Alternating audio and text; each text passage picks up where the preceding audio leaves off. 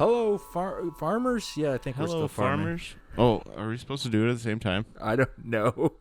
I've never been in Okay. sync with Al once, I don't think.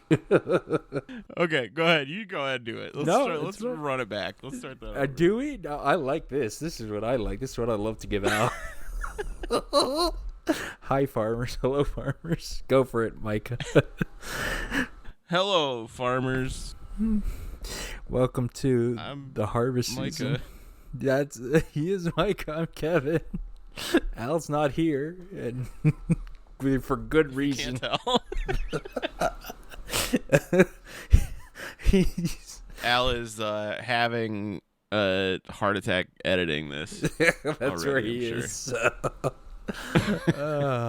Sorry, Al. I'm not. Got to earn that paycheck.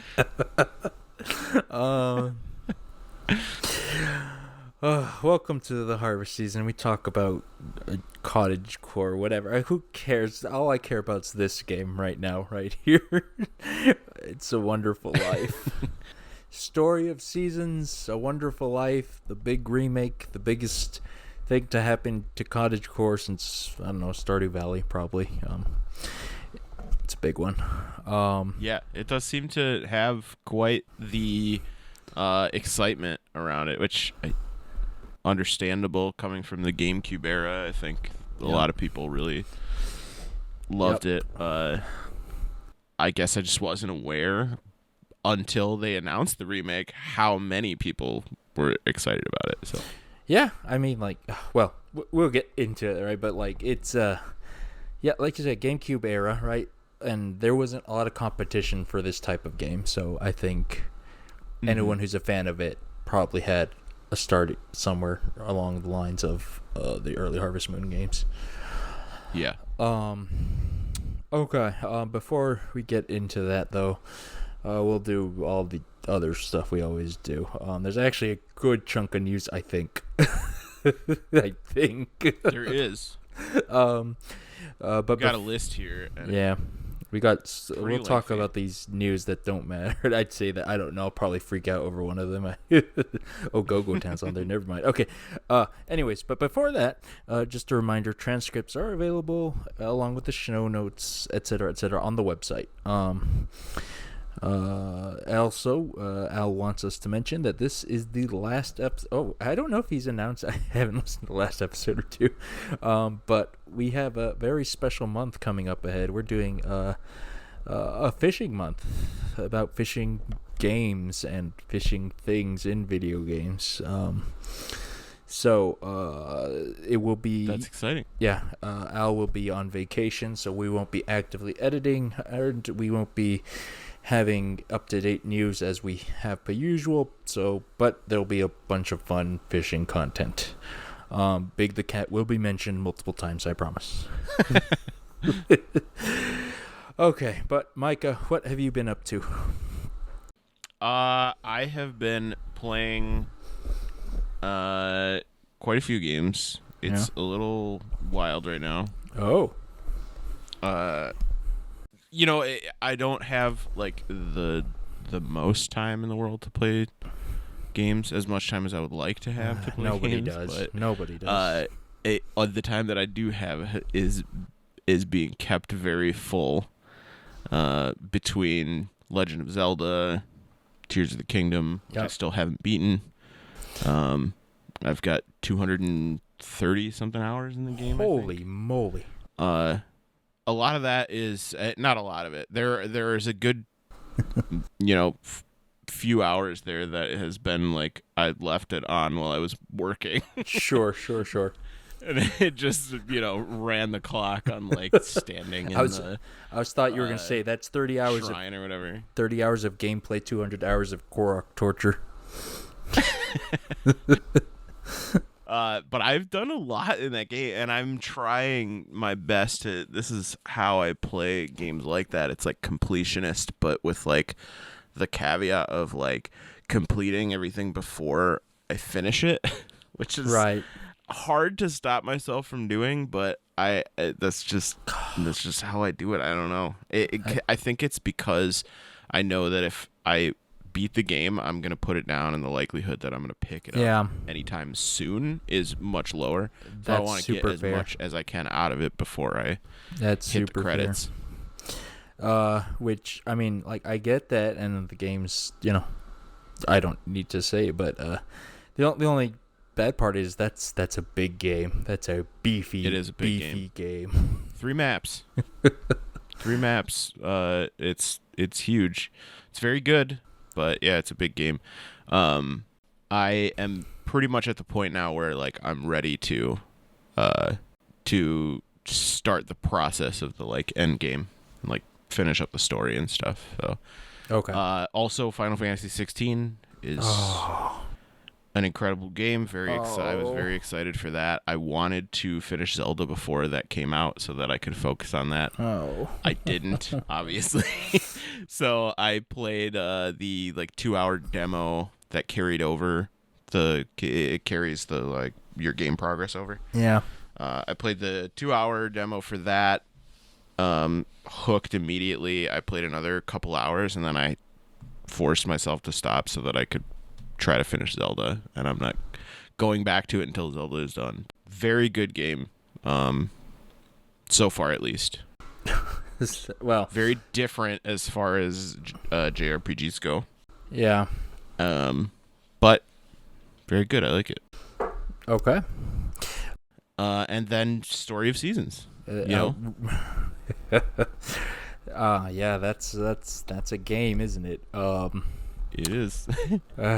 And also something that special that took a break for to play a bit of. We may or may not talk about in the greenhouse. Another. Yeah. You listeners have to stick out to hear about that. Yeah, I know about that game. I've heard about it. Mystery. Now we've got him hooked. All right, now we can drag him through the mud. Well, let's see. I have been. Gaming is too good this year. There's too many good things this year. They need to stop it. They need to slow down. Give me a little room to breathe. There are a lot of very good things. Gosh. So I've been traveling a bit here and there. So I've been doing a lot of mobile stuff as usual. Marvel Snap, Pokemon Masters. But when I do get some Switch I guess mostly been Switch time. I have played. I play Pokemon Unite as much as I can because I love that game. Did you ever try Unite, Micah? I did, and I have some friends that play it very regularly and are very good at it. Yep. And I see how miserable it makes them. That's correct. And decide not to partake in it. That's I should correct. say that, like, I'm already not a big MOBA person. You are a smart man. I kind of, as I do with most things Pokemon, I forewent that to play some Unite when it first came out. Yeah. I played a good chunk of like the first 2 seasons. Or maybe 3 seasons, 2 or 3 seasons, and then after that I was kind of like I can't really keep up with this anymore. I got my like cool Venusaur skin, the like season pass Venusaur skin whenever that was, maybe season 3, I don't know. Yeah. And then that was kind of it after that. Until they put like maybe Meganium or something in it, then probably not going to play much. Famous last words because they're going places. Well, I mean, I have my brother, so I play regularly because I play with him. So it's obviously a lot more fun when you have someone you can play on the regular. Let's see here. But anyways, I bring it up because the last couple months or whatever they've been doing an EV festival. Because they now are up to 5 EV evolutions in the game, which means you can now have a full team of EVs. I did see that, yeah. Who's not included yet? They've got Sylveon, Umbreon, Espeon. They have Gleafeon and Glaceon. Vaporeon? No. Glaceon? No. They, so first one was... An Eevee. Yeah, well, they all start off as Eevee. And they evolve into their corresponding thing. First one was Sylveon, then we got Glaceon, Espeon. Then over this festival, they added first Umbreon and then Leafeon. And now they added the next Eevee Eon, Inteleon. My favorite evolution. Yeah. The sniper one. Yeah. But yeah, surprisingly, or maybe not surprisingly, to keep people hooked, they have not added the original 3. But you know what? I mean, maybe we do want Inteleon over Flareon. Yeah. Inteleon is kind of fun because he's a sniper and he hides, and he play. He's like the secret agent design, and he kind of plays like it, which is kind of cool. But anyway, so yeah, that's the shenanigans over at Unite. But other than that, I have been playing a lot of Story of Seasons because I enjoy this game. Spoiler alert. I also have played a demo of my own, Pikmin 4, the Pikmin 4 demo. Ugh.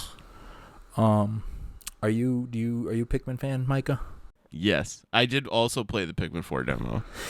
So I will say I was a little concerned about Pikmin 4 because I read some early reviews, and the whole Oatchi, the little doggy guy, I don't know, they didn't seem to be focusing on the Pikmin stuff that I love.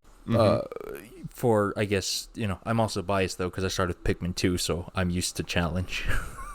But that said, the Pikmin 4 demo has pretty much put those fears to rest because it still plays like Pikmin. It's a very, very pretty game, I will say. It is. Yeah. Kind of agree that I wasn't sure how the gameplay was gonna feel, if it would feel more like classic Pikmin or like if it would feel like a Pikmin game with Oatchi. But I found that it feels like it really like speeds the gameplay up a little bit more without like losing the integrity of the like Pikmin gameplay. Yeah. Like it lets you navigate those maps a little bit better. And it adds. Did you beat the demo? I beat the demo. I did not do Okay. everything in the demo because I know some people who are min-maxing the heck out of that demo because it's like a limited demo where you hit a certain checkpoint and then you can't play anymore. Yeah. But I just kind of played naturally as I would without trying to min-max everything. But yeah, it feels like Pikmin. There's some things I wish. Like, I really enjoyed the multiple captains that you could control. It sounds like at some point Oatchi might basically become that because the upgrades get ridiculous on him, I hear. But I don't know. We'll see. I mean, like I said, the main thing is it still feels like Pikmin, so I'm looking forward to it. Yeah, it's kind of neat that it's got the like that there are like all of these other, they're not all captains, but like the other, was it the like rescue squad or whatever? Yeah. All the different rescue squad characters are like interesting characters. Yeah. They add something to it. Yeah. Yeah, it is like they unlock different features. You have your doctor and your engineer and all the different stuff. So that is cool how they divided that up and kind of tied it into the search and rescue thing. Yeah. There is actually one complaint I will say about the demo. I feel like there's a lot of text, which I'm not always opposed to, but I don't know. I'm just not used to in a Pikmin game, I guess. There's a lot of text. There's a lot of dialogue in that demo. Yeah. It was also a very long demo, like longer than I expected it to be. Yeah. I got a good maybe 4 hours out of it, but I'm a fairly seasoned Pikmin veteran. Like I could jump in and hit the ground running. I'm sure for anyone new, like it'll last you a good minute. Yeah. So yeah, if you they give Pikmin, you have like a cutoff where when you get to a certain point in the like doing enough like a certain point in the story, like, because it goes by days. Yeah. When Well, you get actually, to like a certain it's day. they tell you you have But to collect anything you can do in those days is Yeah. like you can do whatever you want. Like, Yeah, it's manage not your time even however you a want. certain number of days. They tell you have to collect a certain number of resources or whatever. Oh, right. Yep. Yep. So you can, Yeah. if you just don't collect the resource, you can keep playing ad You nauseum. just do whatever you want. Yeah. So yeah. That's Pikmin 4. Looking forward to it. That game. I can't believe it's coming out. You know how bad it is, Micah? I heard something that hurt me bad the other day.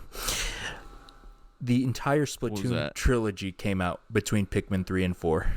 Oh.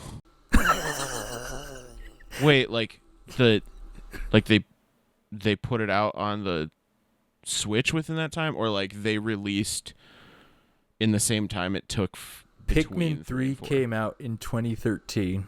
Pikmin 4 Oh. comes out this year, and the entire Splatoon trilogy came out in between. There's no way Pikmin 3 came out in 2013. Live damage on air. Oh. See, that was my reaction. Straight What do you mean? straight to the heart. That was a decade. Holy cow. Okay, well. Yeah, that's pretty rough. Yeah. That's that comes out in a few weeks from like 2 from day of recording. Oh, Pikmin. This is the curse of being a Pikmin fan. But anyways, that's enough of what I've been up to. I've suffered enough thanks to you, Pikmin. Let's see. So with that said, let's get into the news. Let's see if we can take more damage from these news articles.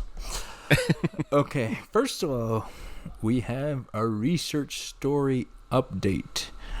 Alfie's awesome automations. Let's read the blurb, shall we? This version 0.3. I can't keep track of all these early access and whatnot.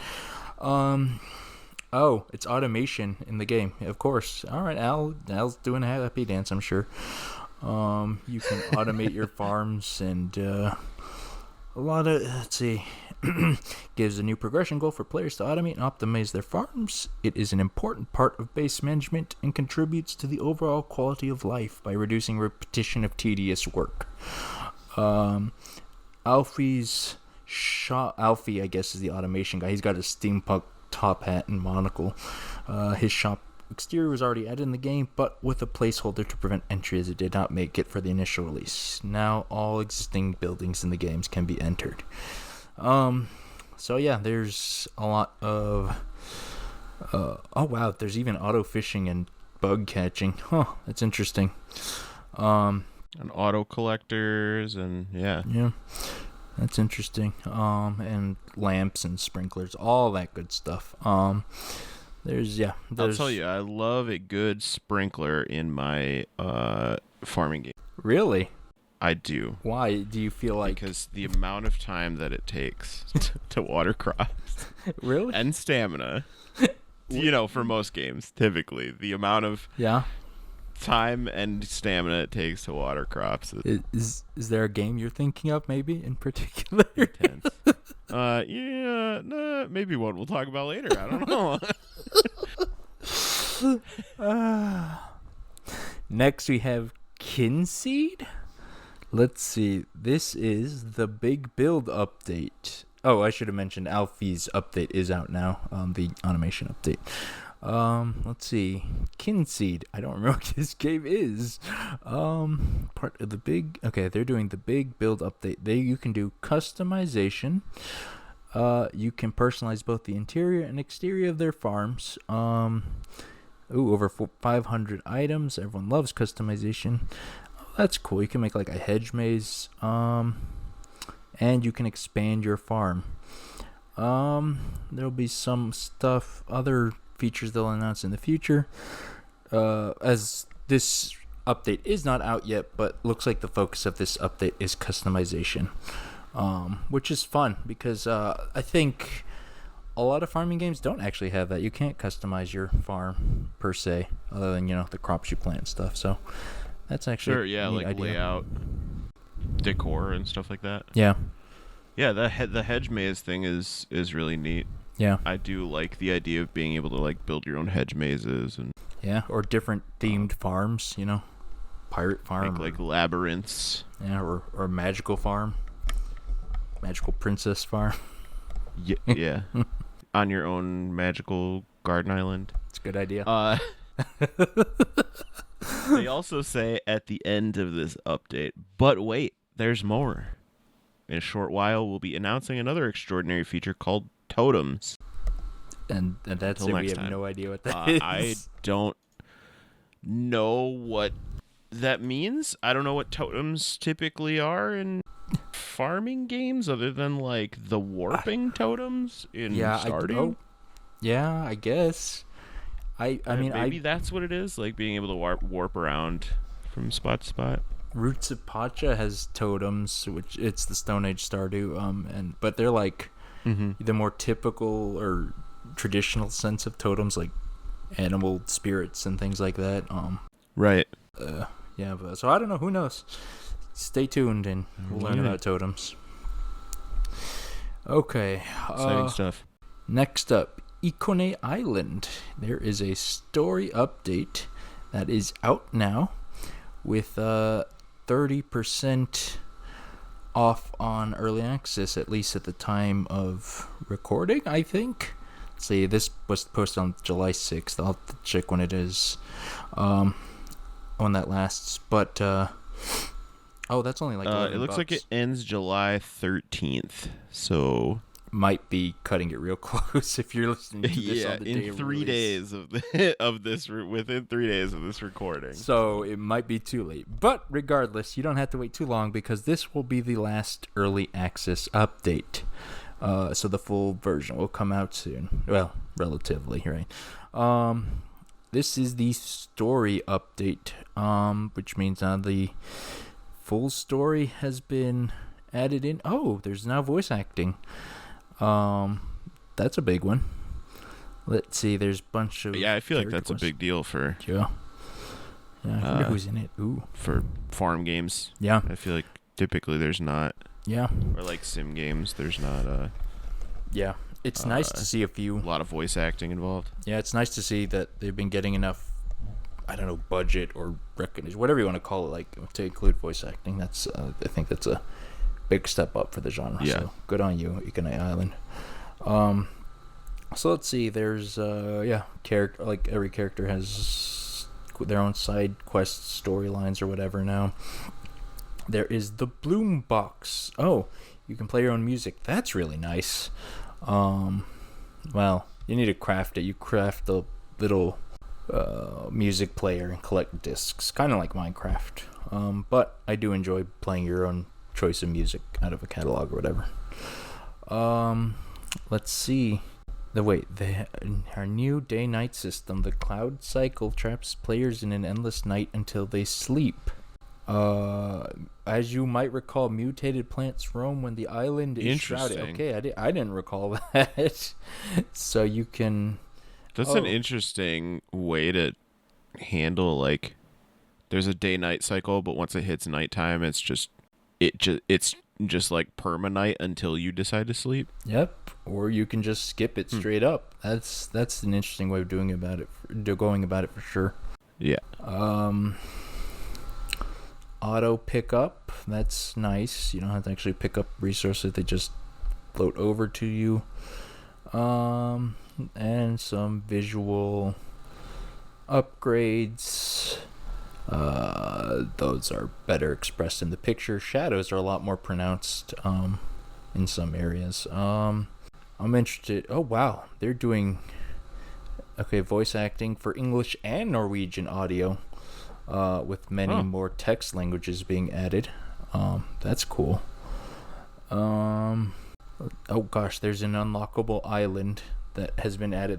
There's a lot of each bullet point's just a big one. Yeah, this is a very like extensive update list. Like this is not just like we added a couple things in. Like this is a lot of content. And these are just the bullet points. There's like full patch notes after that. Holy moly. Yeah, and it just goes. It just keeps going. Like, there's tons of stuff. Yeah, so there you go. If you've been playing Ikone Island or have thought about it, looks like now's the time to get in, because this sounds like the final early access update. This sounds like a completed game. Like they're ready to go. Okay, speaking of ready to go, Fabledom is also an early access, I believe, and working on ready to go. They are adding a gallantry and bartering update.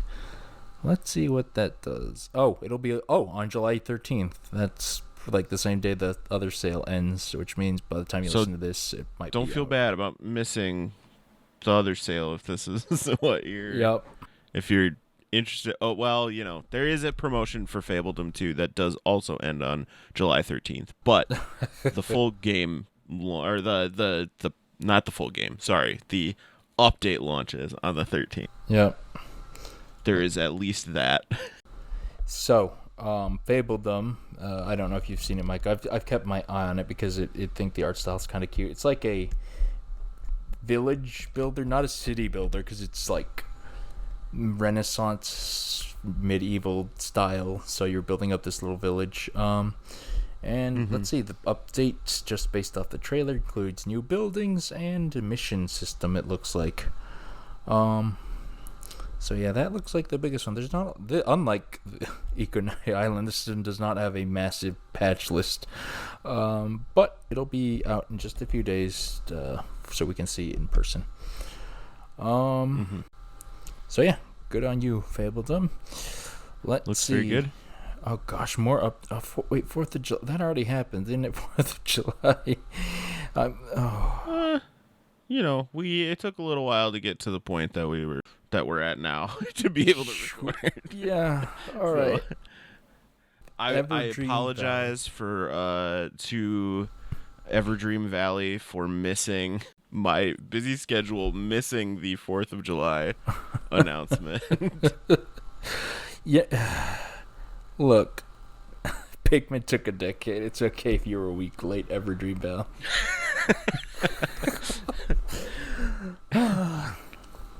Okay, they have 4th of July, USA. All those red, white, and blue decors and things. You don't see that being added in too many games. 4th of July Americana. It's true. So that is kind of fun. Yeah, it's an interesting choice to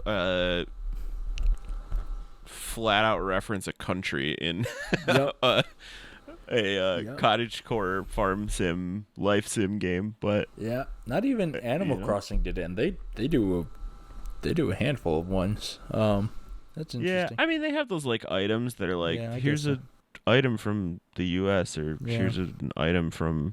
All right, well, I mean that's South Korea or whatever, but like not like a whole event for it. Yeah, this is a big deal.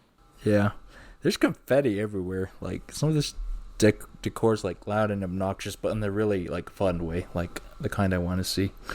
Yeah, they're celebrating the 4th of July more than I have in the last like. It rained. Decade. I don't know. It rained since Pikmin 3 came out. So good for you for celebrating for all of us, Everdream Valley. All right, next up, Spirit of the Island. It is coming to mobile with a new DLC soon. Let's see here. Let's see. They're working on cross-platform releases between PC and consoles.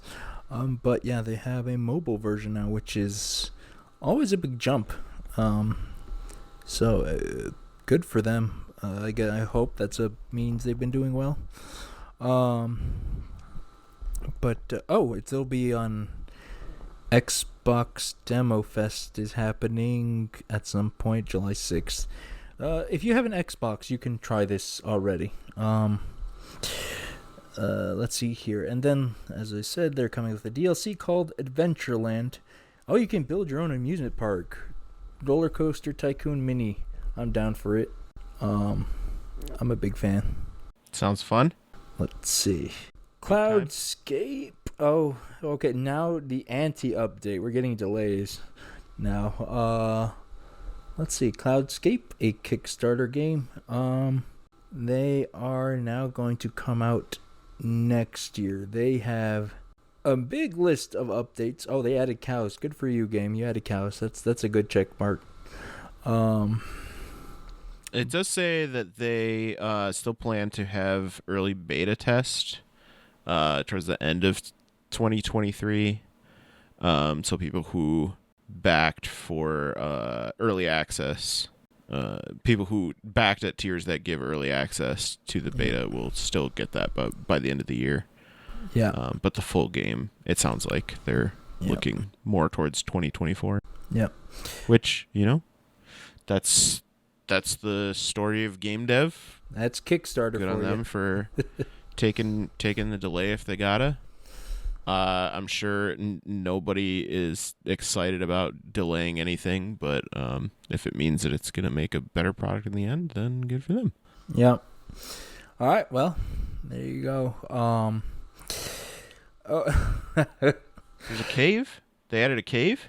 They did. Let's see. I'm just excited for the cows. I'm always excited for cows and games. They added, it looks like, Wimnum Island Cave and Flora. This is a very colorful game. It is. It feels structure-wise, I don't know how to describe that. Like level-wise, it feels like 16-bit era Zelda games. Yep, that's what I was I'm thinking. always Like kind of a original sucker for. Link's Awakening or Oracle of whatever ages. And they've added cutscenes and a dock. There's a lighting system overhaul. Yeah, there's a lot of stuff. Yeah, there's a lot of stuff. It is a good amount of work. But those cows. Looks nice though. Oh, cows can have colors, and they're cute. There's a blue cow. Yeah, there's a big update on Kickstarter, so you can click on the link to read through all of that. But yeah, so that is Cloudscape. And next up, my favorite news of this episode. It's the tweet that starts with Turnip Boy in Smash ? Not really, but Turnip Boy Robs the Bank is coming to Switch. Imagine though. It's possible now. Turnip Boy committed tax evasion, and now Turnip Boy has got to rob a bank. That's just the natural progression.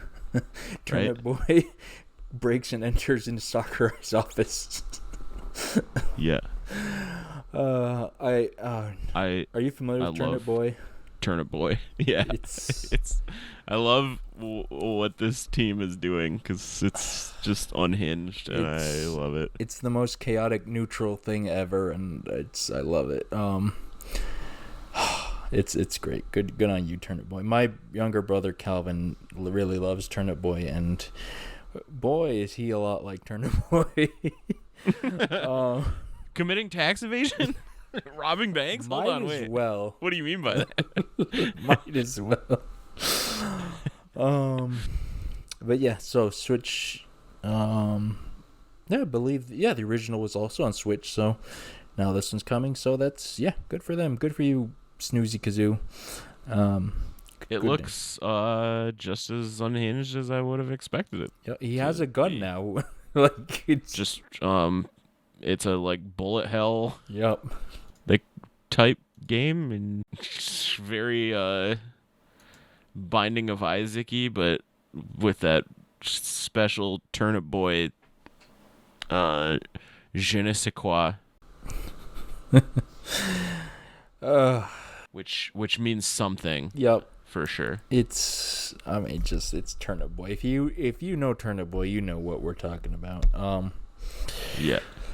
What you might not know we're talking about next, because I don't know what this is. Let's see, Monster Patch. Oh wait, no, I do know what this is.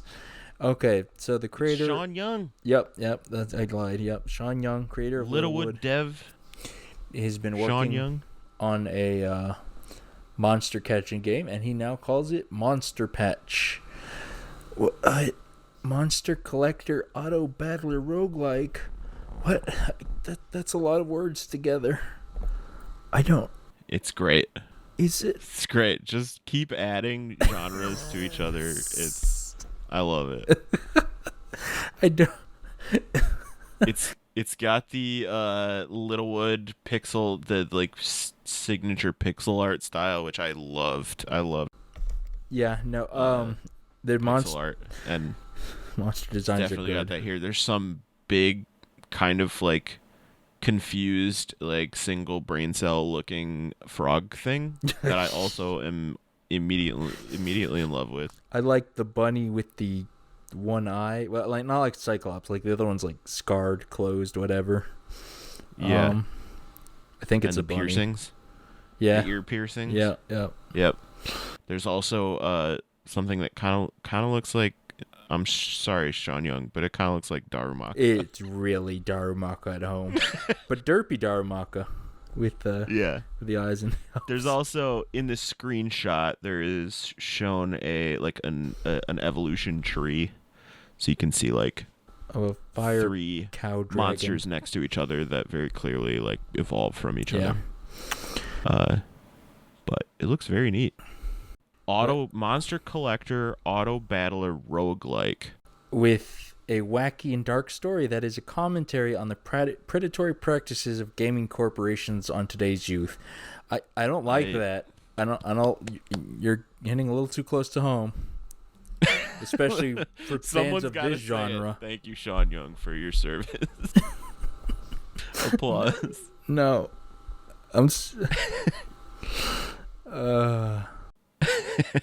okay. I love it. It's great. I'm sure it'll be great, but very excited to see how that goes. I just I feel like it's gonna hit too close to home. Oh, what am I saying? Al's the one Al's one's gonna be writing the game, basically. Okay. Go-Go Town.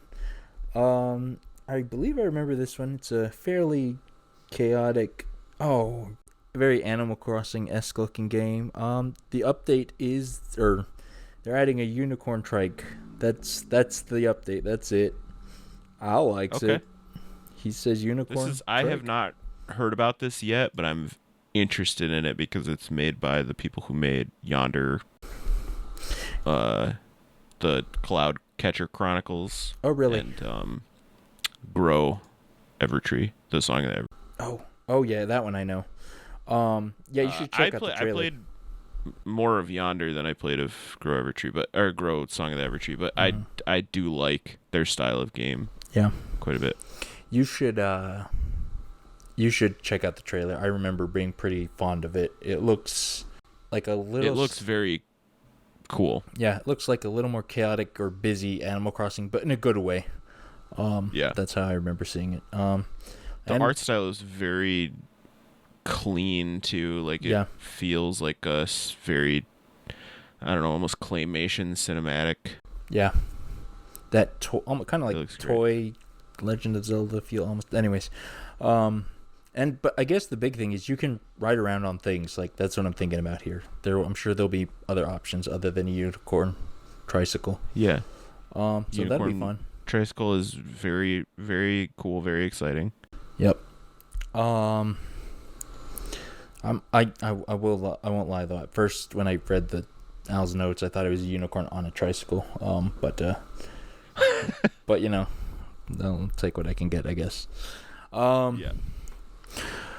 All right. Sunhaven. You can now get you can switch if you got a Switch copy, you can switch it to a Steam key. There's information on Kickstarter. I don't know the details, but I assume the Steam key is already available on the Switch version. Is not ? But either way, if you change your mind, there you go. You can do it. Sunhaven. Wait, what is this next one? Prehistoric Kingdom. Dinosaurs. Oh, Spencer. Take control of limitless power in prehistoric kingdom to build, manage, and grow the ultimate zoo for extinct animals. It's Jurassic Park Simulator. I'm sure they probably don't want people to call it Jurassic Park Simulator. But I'm looking at the that's trailer, what it looks like. and that's a Jurassic Park Simulator. I calls them like I sees them. I don't know how much of this is CGI trailer and how much of this is gameplay, but I like the concept. It's just Jurassic Park Simulator.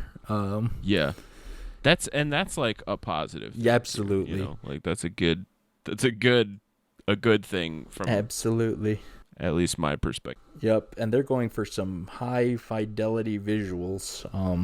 Yeah, this is not a 2D pixel art game. I would maybe clarify that like this looks like Jurassic Park Simulator without the violence, without like the catastrophic breach. Well, now we just lost half the audience. Who cares? It's a like peaceful like if Jurassic Park succeeded. Yeah. Okay. Play that. What happened in the 10 years before Jurassic World happened, the movie. But yeah, no, Dinosaur Zoo. What else needs to be said? Really cool though. It does. It looks like you can like build out the habitats for the dinosaurs as well as the like portions of the park that people, because they're obviously not hanging out with the dinosaurs. You're observing them. So unless yeah. So there's like kiosks and gift shops, food stands, things like that. Walkways, paths. Yeah, it's like a theme park. Yeah. So yeah, simulator, but with dinosaurs. And if that excites you, Spencer, I know you're listening. It's out on early access right now, so go check it out if you like it. And if, again, by some miracle, this is out before July 13th, then it's 25% off right now as of recording. Oh, snap.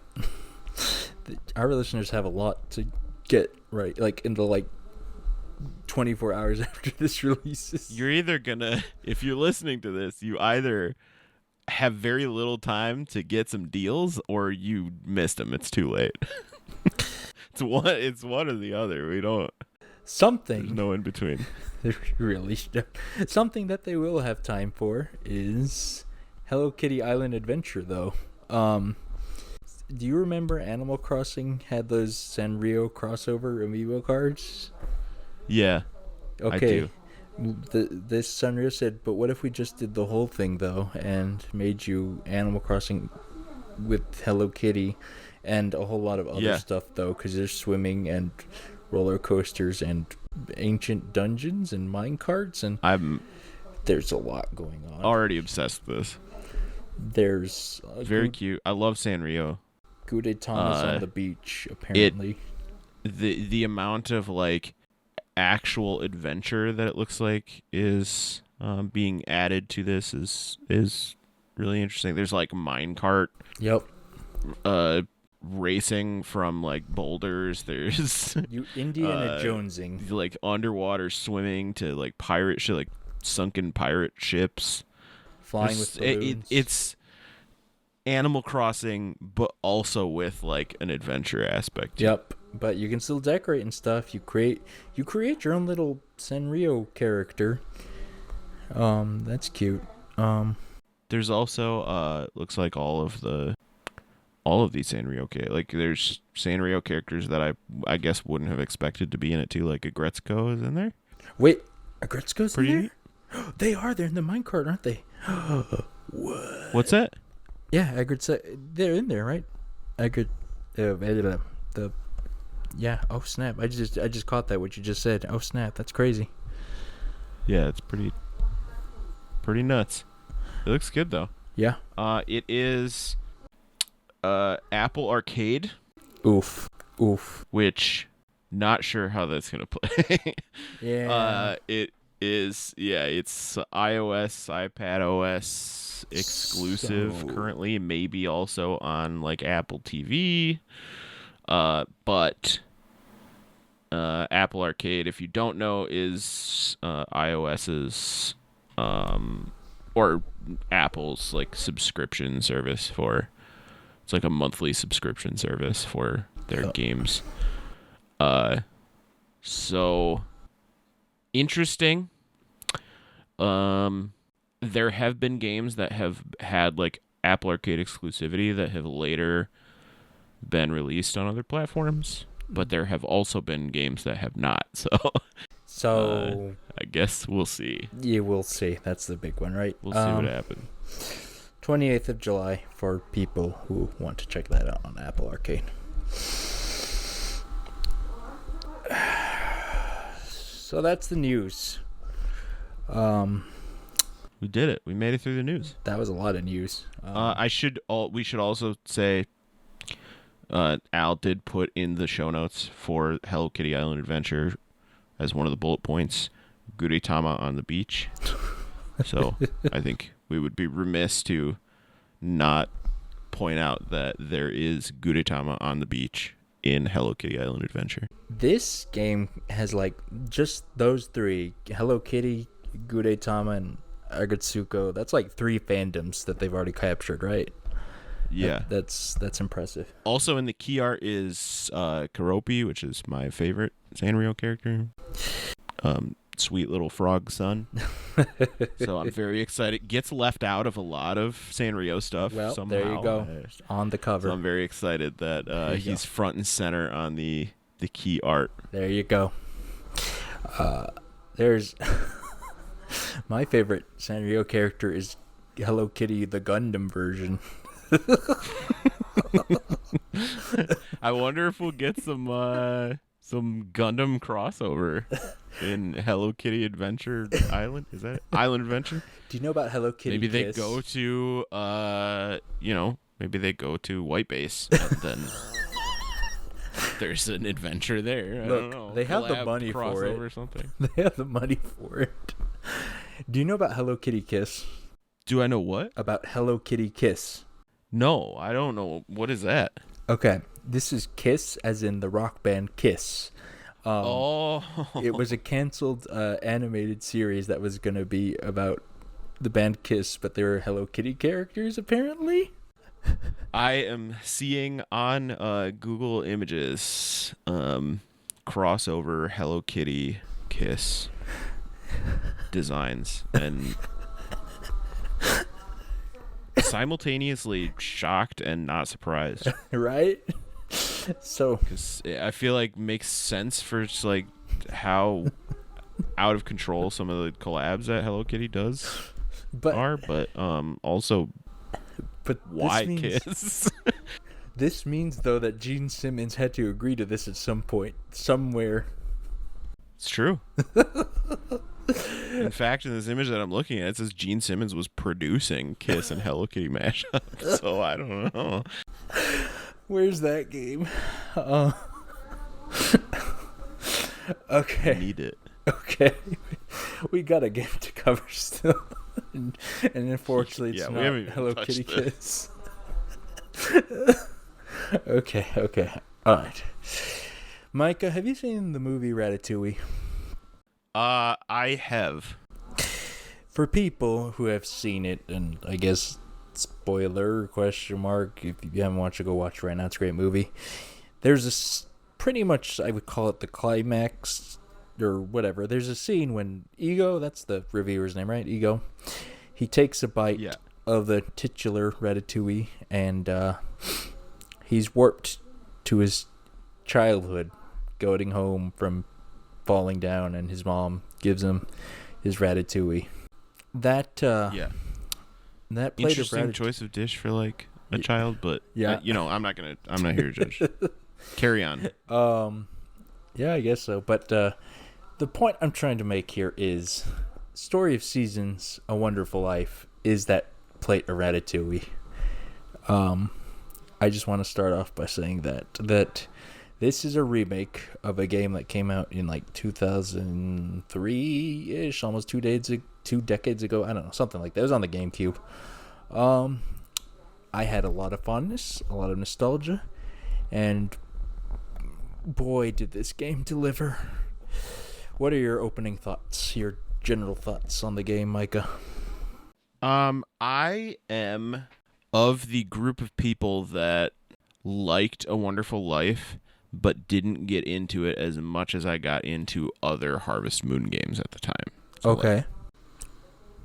Case in point, Friends of Mineral Town was like my top Harvest Moon of all time. Like, Okay. it's my favorite one.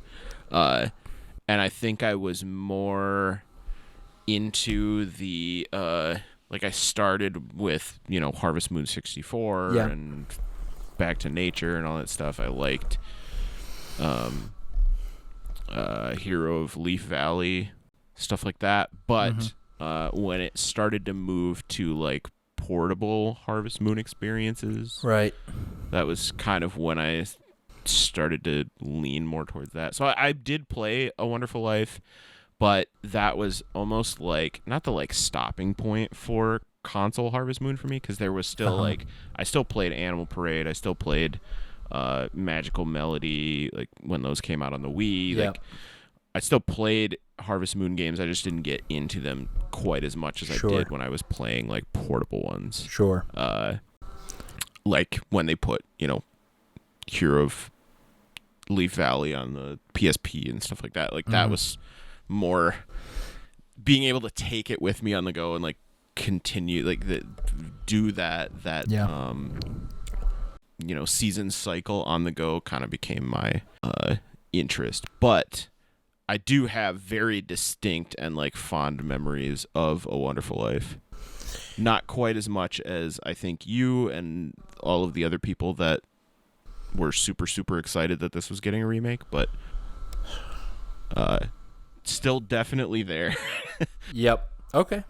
That's good. That's all right. I appreciate that, though. Maybe a little more grounded than my very rose-colored glasses here. However, Yes. I will say, given my existing stance on A Wonderful Life for the GameCube, this has been a much more fulfilling experience for me of that game. I can't appreciate all of the like differences between the versions and things like that, but I have played more of this version than I ever played of the GameCube version at this point. So Okay. that's where I'm at. All right. Now, to be fair, I have these fond memories, but I didn't make it that far. I don't think. I think I maybe made it to year 3 on my GameCube. Okay. I am made it to year 2. I have hit A Wonderful Life Shippuden. Because there's a time skip between year 1 and 2. You hit the time skip? Yeah. Spoiler alert, there's a time skip. I don't think it's a spoiler for No, people. It's I mean the pretty selling big part of the marketing. Yeah, the selling point is you get married and have babies and stuff. So. And then eventually get old and die. I'm anxious about finishing this game. I don't want to die. Yeah. But anyways, I digress. So yeah, that's where I am. How far have you made it, Micah? I have also hit year 2. Okay. Today. It was a kind of a mad dash at the end to like get to, because I really wanted to get to year 2 before we talked about it. Because Want to have that I kiddo. do think that's like when, the game. It's a pretty significant change. So Yeah. I think. Yeah. So I would be doing a disservice by talking about it before getting to that point. Yep. I appreciate that. Thank you for your. It was a work. little bit of a mad dash to get to year 2. I'll say. But it's well worth it, because it's such a it's been such a like great time playing the game. Okay. So let's back up, right? Let's get back up a bit, because this as a remake, right? Like it's I think as a remake, it was really, really well done. There's some choices I think I disagree, but those are personal preferences or philosophy, whatever you want to call it, in some of the renaming of things and some details like that. But in general, they capture the game perfectly, in my opinion. But let's talk about this game. This is a farm game. Your dad in this one, I believe, is the one who wills you the farm. Fun fact, I hit credits because I said no, I don't want the farm, and the game says okay, and you just leave and you hit credits. I didn't know that. Yeah. Was that the original too? I don't remember. I wouldn't be surprised. That's awesome. It feels like it very much was in the original. But yeah, I said it no, and I got credit. So any percent speed run completed. That's fantastic. I love that. Yeah.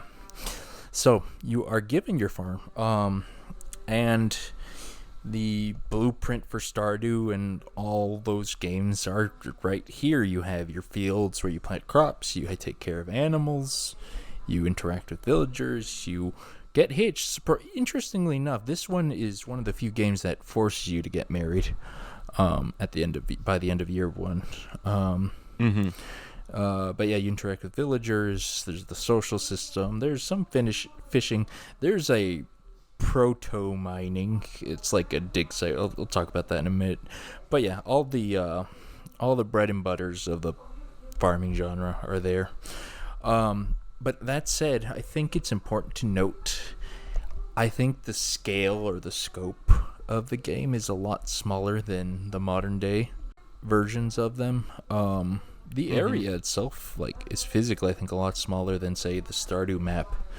And the cast is, I don't know, maybe 20 people. But I think it works in its favor, because it doesn't feel as hectic at times. You can go through the pace a little slower. You can get your farming done and still go through the dig site or fishing and still talk to people.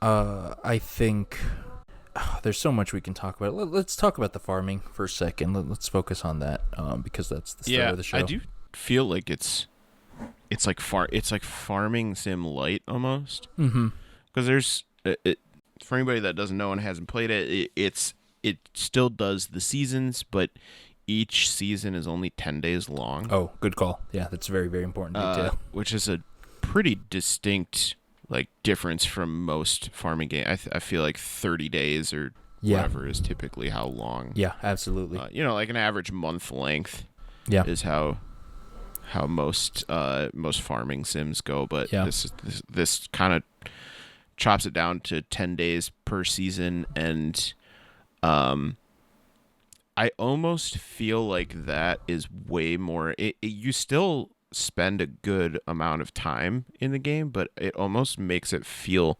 more manageable. Yeah, totally. To play through. I agree. More manageable to get through the years, and I'm sure that design, with the intention of that design, was so that you get to the progression of the your life, the story of your life, right, easier without having to go through 120 in-game days to get to the next chapter. Absolutely. That feels like a pretty big ask for how big those story chapters are. Yep. Or how big those milestones are. So having I agree. shorter gaps between them makes more sense. It also kind of it's all like you mentioned the cast only being about 20 people or something like that. It also feels like, my initial impression of it was, and I remember this when I played the GameCube one too, was that it felt like almost weirdly empty, small towny kind of. Yep. Not just small town, they're all kind of small town, village, whatever. But this felt a little bit more a little bit more empty almost. Uh-huh. But it's it's also like, again, makes it feel more manageable talking into and like befriending, getting gifts for all these people. Yep. And that's not to say like it's small by, it's like a, size wise, or like content wise, it's small. But it just feels more, I don't know, just more manageable. Yeah. It doesn't feel like it's as time consuming, as, or like as daunting of a task as it feels I for other farming sims yeah, with I totally relationship agree. mechanics. Like I maybe I might not articulate this super well, but like it's designed for this small kind of rundown little corner, not rundown, but just very underdeveloped little village town place. Right, like there isn't even a general store, unlike most of them. Yeah. Right, like Stardew has so much stuff, for reference, because I think Stardew is going to be the big reference point, since that was kind of like a successor in many ways. Stardew has so much stuff, and like the time in the day wasn't designed for that much stuff, and there's so much you can do. Right. Well, even Mm-hmm. if we even want to stay within the franchise, like Pioneers of Olive Town being the most recent, Yeah.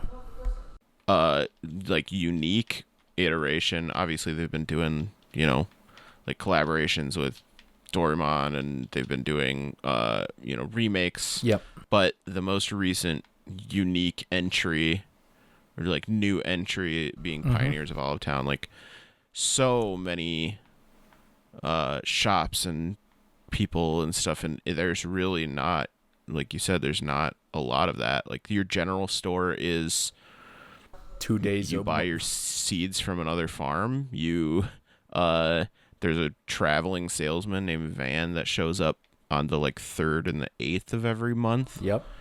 And you get your tool upgrades through him, kind of when you hit like certain milestones with them. Yep. I think and pretty much everything that's you not can seeds is order fodder and animals through your own farm. Yep. It's all kind of like decentralized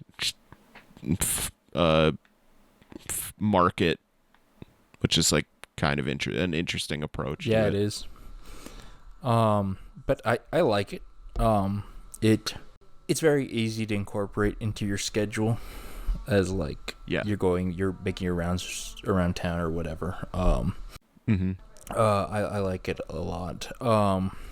But let's since we mentioned seeds, let's talk about the farming for a second, because it's your standard hoe the ground, plant the seed, water, and it grows. But the real differentiator, and I haven't played. I don't remember the last time I played another Story of Seeds again. To be honest, I have pretty much a limited scope of them. Hybrids are a big thing in this game. I don't know if you hit it yet, Micah, because it pops up in year 2. But this giant talking plant joins your farm, and you feed him fruits or crops and seeds, and he can hybridize them into tornadoes or straw mellows or all sorts. Basically, like every permutation you can think of, you can create some sort of hybrid crop. And they're very creatively named, just like cut both of the words in half and then jam 2 parts of it together. Which, again, that's in year 2. You can't hit it in year 1. But that really opens up the farming to a lot more experimentation and adds depth. I don't know. Sorry, go ahead. No, I was just gonna say it adds depth. And you unlock like an extra field, or you can during year 2. So, it times it nicely. Like year 1's almost like a tutorial year, and then year 2, okay, you know what you're doing, so let's throw these extra features that you can play around with, because none of it's required, but it is fun to experiment with. It's there's I haven't gotten to that point yet, but I do have I read like a recommended tips, like things that you should do. And one of the things that they had mentioned was, because I was kind of looking at like, okay, what things can I get? There are a lot of things that they don't really explicitly say in the game that are just kind of like, you learn as you go, which is, which made me feel like I should probably check and see like I'm not missing anything that, is like maybe really obvious to people who've played it before, but I have no idea. And one of the things that they had mentioned was like there are certain relationships that you want to focus on in year one, like your I can never remember the farmhand's name. Van? The old guy. No, not Van. Why am I saying Van? Oh my gosh, I can't remember his name either. Matt. Yeah, the old Matt. farmhand who he lives on your farm. He was there. He like introduced you to everything. Wait, your farmhand. He's like your. Yeah, Takakura. What's it? Your farmhand guy, Takakura. Yeah. Yes, yeah. He lives on your farm. And he's your dad's bud. He I did see that they said, of the relationships, Takakura was one because you can the sooner you boost his relationship, then the sooner you get access. The plant, I can't remember what the plant's name is either, but and then also Gary, who is the old man, walks around with his wife Nina because I guess after year one he stops accepting gifts. He does. So his relationship is a lot harder or his friendship is a lot harder to boost after year one. And then Daryl, who's the scientist, because he gives you access to he just gives you a seed maker at one point. Does. Daryl. So those were kind of the like three that it was like, hey, you should pay attention to these relationships. So there are like that, like if I hadn't read that, I would have no idea that Gary would stop accepting gifts after year one. And I would be very confused as to why, and will like maybe disappointed that I didn't take advantage of that before I lost the ability to. Yeah. I get what you're saying. Like, yes, there's a lot of not obscure, but like things that don't play out till later. You won't know about until later because you have to invest in them. All right. And there's nothing in the game says like, hey, invest in this to get whatever. I have mixed feelings on it because some of those are big advantages, but it's also not necessarily required, and just like because of the limited amount or the limited scope of the game, like giving people gifts is a big activity. At least it was for me.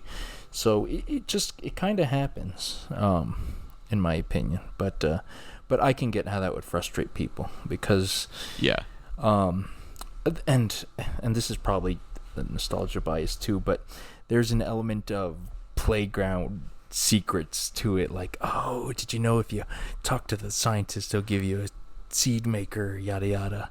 And I love that too. Like, I don't get me wrong, I do love that there are things that aren't like super obvious in the game. It's just I'm just letting people know, I guess, that like there are things that it doesn't explicitly tell you. Okay. And they're, like you said, they're not like super important things either. Nothing critical, I don't think. There's like little things that I didn't realize until later. Like as an example, maybe it says it in the tutorial and I missed it, but I don't think I saw that it has it. But I could never really figure out when the quest board, which there is a quest board in the game. There's like very limited amount of quests that you get. It's not like that's new to this game. It wasn't. There's in the quests original, happening all the time. It's again like quest board light, where like you get maybe 4 quests total within a month. Or within a season. Sometimes maybe just 2, but I didn't realize I could never really tell without like running up to the board and looking when quests were available. and then it kind of clicked at one point that I started kind of trying to look out for when I would know, and then I noticed that when there are blue pages on the quest board, that's when quests are available, which I didn't know. Again, like, it's such a minimal thing that it doesn't totally matter, but it's little like quality of life things that can be missable without really like looking for them or paying attention to them or things like that. Yeah, no, that's true. Like I said, the quest board in particular, that's new to the remake from what I recall. I don't remember that in the original. And I believe it's on the first and the halfway points, the first and the fifth days of the month when the new requests pop up. Okay. But yeah, no, that's a good point. Good thing to point out.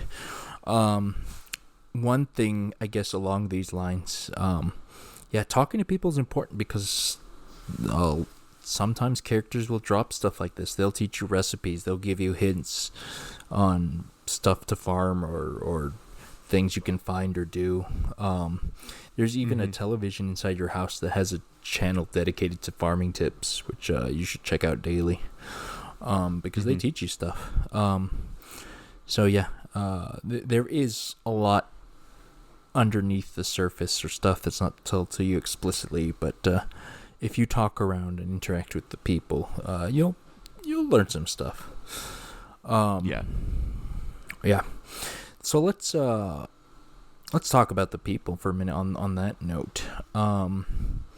First of all, like as a general note, the art style change from the original to this.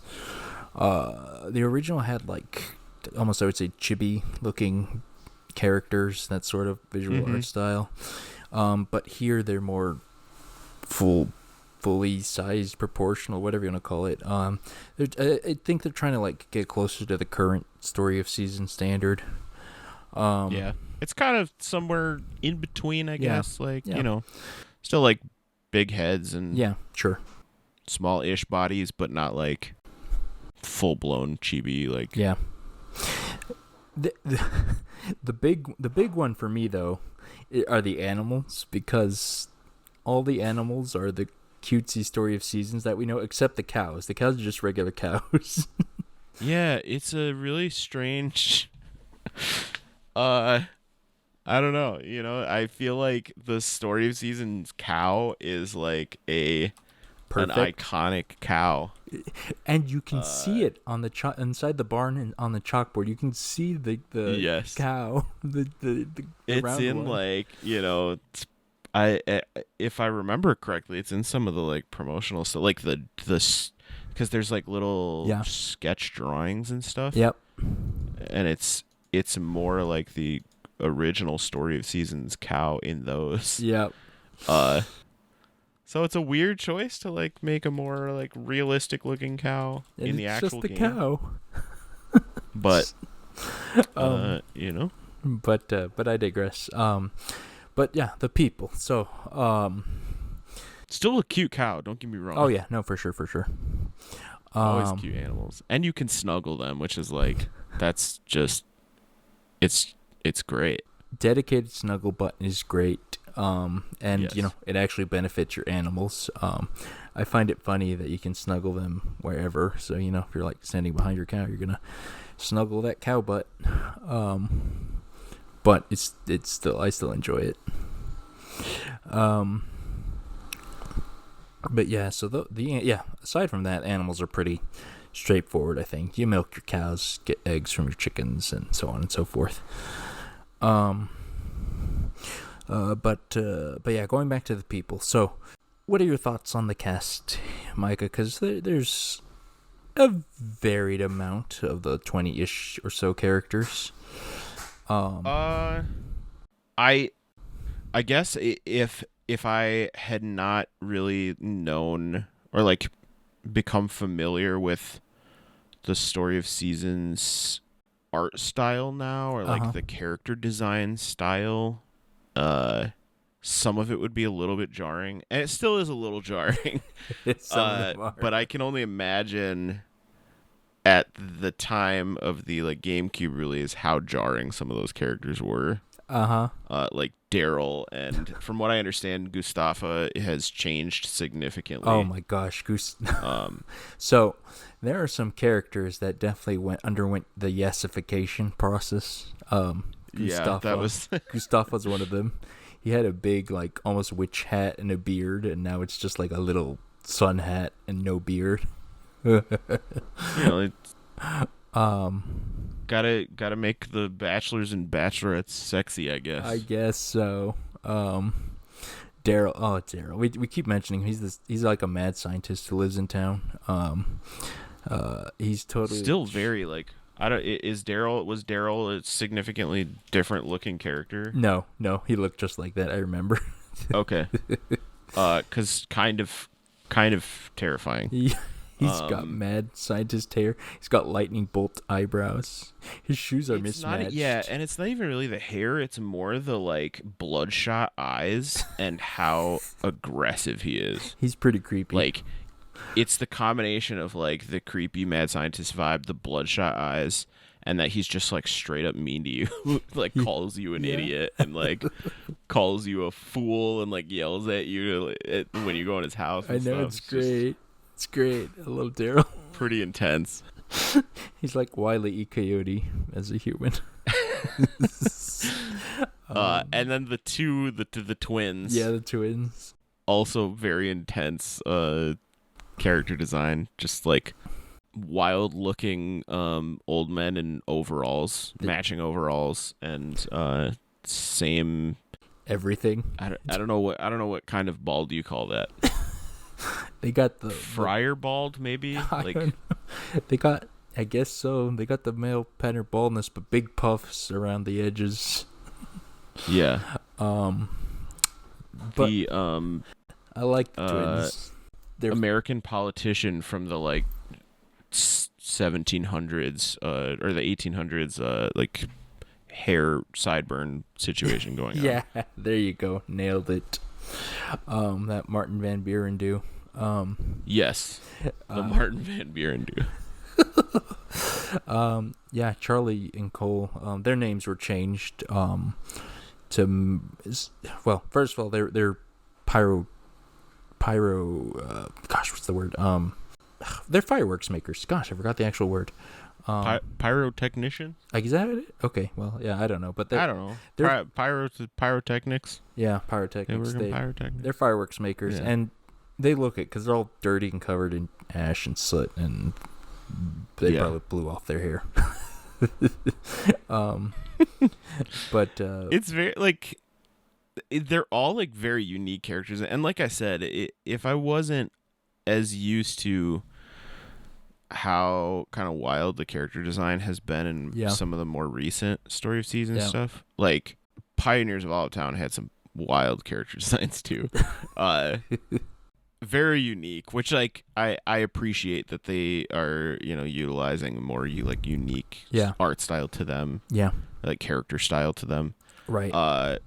Mostly for supporting characters, the player characters and the bachelors, other than Gustafa, all kind of still look, your anime average attractive anime character.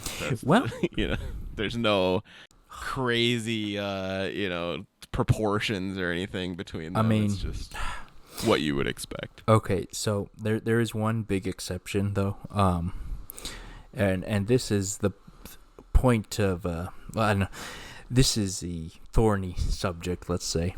Gordy the artist, yes? Yes. Okay. Do you know what he looked like originally?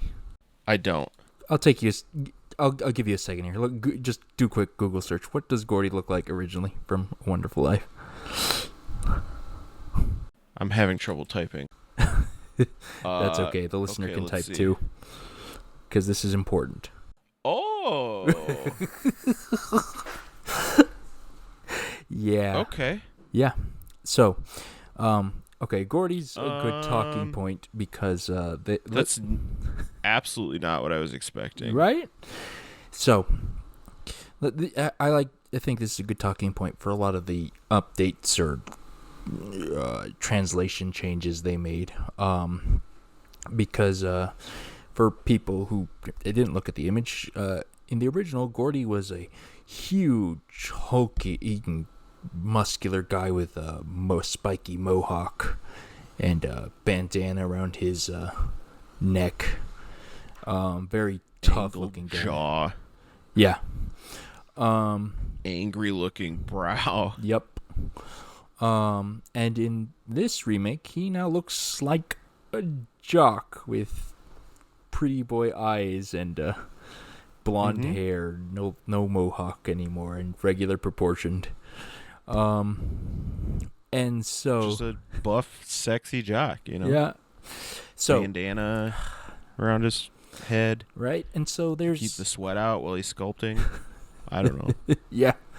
So that's like, okay, so the thing is, some things needed updating, right? Like, there was definitely some stereotypes back then that I definitely needed updating from that original design, right? But 100%. There was like Gordy's original design. I absolutely needed updating. Yep. But I still think they lost some things that they didn't need to necessarily. I think they could have made him a little bigger, not just tall, a little buffer. They have, different body types. I mean, Van, the traveling salesman, looks like an egg. And also his favorite item is eggs. So there you go. But yeah, so they have, they have some more goofier, cartoony looking, as you said, designs, right? Like the twins and Daryl. It stinks that they kind of didn't lean into it, but like you said, it's probably because he's now a Bachelor candidate, and that they probably did that. But I don't know, like, there's still some stuff like the bandana around his neck. I think that could have been kept. I think that would have made a big difference. The hair could have been different. Again, a lot of this is personal stuff, but my point being is that there's some translation stuff or updates that they made that I don't necessarily agree with. They actually went into big detail about it on their blog. They're trying to stick closer to the original, like, Japanese version of it. But I think there's some stuff from the remake that are so fondly etched in people's memories, like Molly, one of the female bachelorettes. She was originally called Muffy, and that was just not arbitrary, but again, they were trying to match the original Japanese names closer. So just little details like that. Like, I think maybe they could have stuck to the original English translation, but that's just, I guess, just a personal preference philosophy thing. But yeah, it's really interesting to look at Gordy, his design changes, and I think that speaks a lot to the remake in general, like how much effort they put into it. Yeah, and it's I think it depends too on like the art team and the original artists, or whoever, like if they decide that they have a different vision now than they did then. Yeah, I guess so. Yeah, that's kind of their call. But I do agree that like I said, I don't think that maybe some of the like super extreme directions is something that we could necessarily hope for the bachelors and bachelorettes, but yep. I do kind of wish I agree that I wish that there were a little bit more like variation as far as totally. Body type or yep, kind of general personality. I mean, there are different personalities, but like it's kind of your standard personalities that you would expect. There's nothing like really wild that you could get out of it. But let's do all of the really wild characters are not marriage candidates. Yeah, unfortunately. But there's still like, that's where I think maybe the compromise was that they kept some of the NPCs like really extreme like character designs. And the ones that they turned into bachelors and bachelorettes kind of softened them up or whatever you want to say. And in cases like Gordy's, fixed some Issues. issues. Yep. Okay. Speaking Speaking of issues, there's two more characters I think we should talk about. Okay. Pui, the little bearded guy. Yeah. Do you know what he looked like in the original? I don't. I don't know enough about Pui, but I get that the idea that like maybe I don't know. So in this one, Pui is a kind of like Harvest Sprite, sort of maybe. I don't know. I can't really say for sure. But well, he looks. I am now looking at what Pui looked like previously. Yep. So Pui, now he looks like he has like kind of just looks like a caveman. Yeah, he was a beggar guy. His little butterflies around his head, they used to be just flies. Yeah. Yep. Yep. It's an interesting one. I suggest for people to look that one up. That one's I get it. Like I can see why they wanted to steer from that, but yeah, all right. I that one I'm not so bugged by, and I think a big part of it is the new version. I think is still really interesting, right? Because he's like a forward man with like forest pants and a flower hat with butterflies. So they went with something different, but it's still interesting. Yeah. And but the other one that's a really big save is Lumine, the bachelorette that lives in the big mansion house. The rich girl. Yep. Do you know what she looked like in the original? Her design was actually pretty similar. It just she was just a child in the original. Looks quite young. Was she actually? So this is what when you were saying that they're not like chibi characters. My feeling about that was that like I appreciate that because it doesn't. It feels weird, especially now as an adult. Maybe not as a kid. It didn't feel as weird, and I probably wouldn't have thought about it at all. But as an adult now playing these games, it does feel weird that even though my character looks like a child, I am trying to like court a child. Like that feels strange. Here's the thing. In not the original, cheapifying them, like making them more like grown adults or not like grown adults, but making them more, look more grown makes it feel more appropriate, I guess. Here's the thing with Lumine. In the original, she was just a child. She was not a candidate. That's horrifying. And then in a later updated version, they made her romanceable in a weird way. It's pretty bad. Okay. Yikes. I guess I don't I don't know how old your character is supposed to be. I don't know, but either. But it does that does feel weird. Yep. But I digress. That's just for the history for the listeners, so you can again get some flavor. Some much needed updates to some things. I think. Yep. Okay. But while we're on the topic of bachelors and bachelorettes, let's run down the list real quick because there's not many of them. There's Cecilia, the farm girl. She lives on a nearby farm. She's sweet and down to earth. There's Molly. She's works at the cafe, no longer a bar, now a cafe. She's the blonde ex-city girl. Yep. There is Nami, who I think got an excellent upgrade in this one. Still similar design, but like now she has her jacket around her waist instead of wearing it.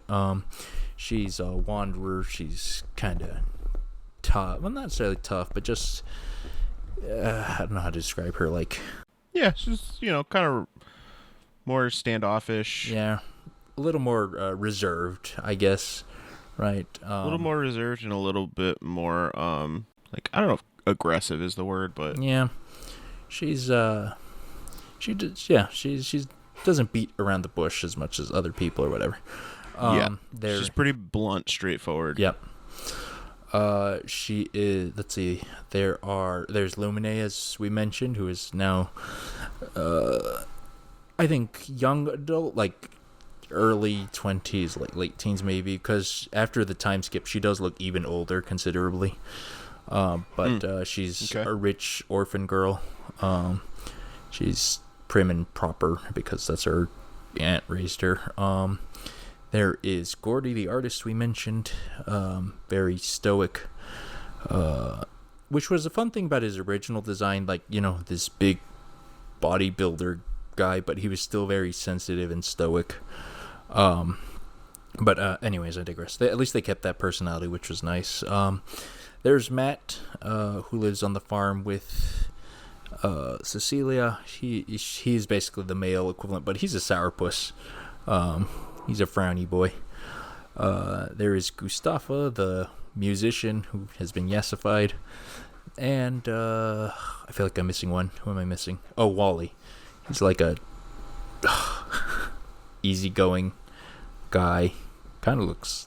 He's got that's kind of his whole thing. He's just chill and easygoing. Yeah, I think those are all the candidates, which is a big upgrade from just 3 in the original.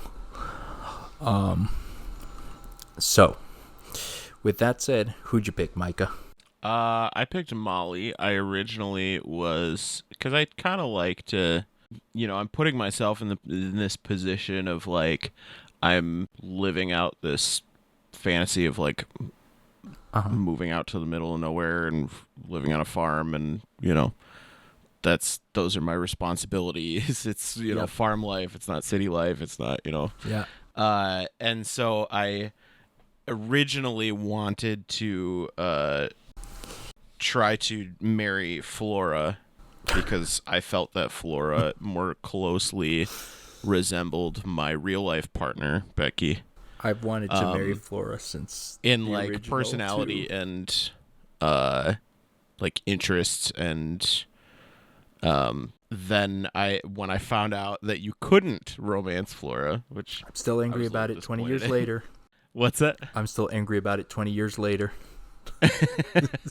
Then I started romancing Molly, and that was when I did sort of feel like, she's got more depth to her personality too, that like feels pretty similar. And also she's blonde, like Becky's blonde. There you go. That's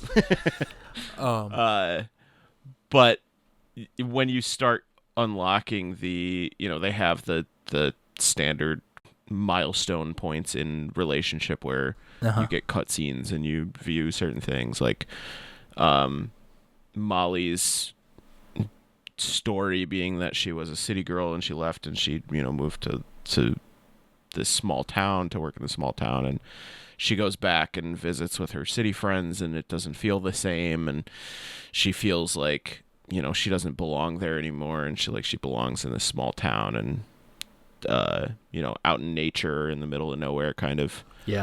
And that I feel like is very much Becky's mentality about wanting to live more in nature and not as much in busy city life. So pretty accurate. Who did you pick? So, because we talked about Flora not being an available candidate. I know, the frustration there, but I'm still upset about it. Anyways, so I looked at the original 3,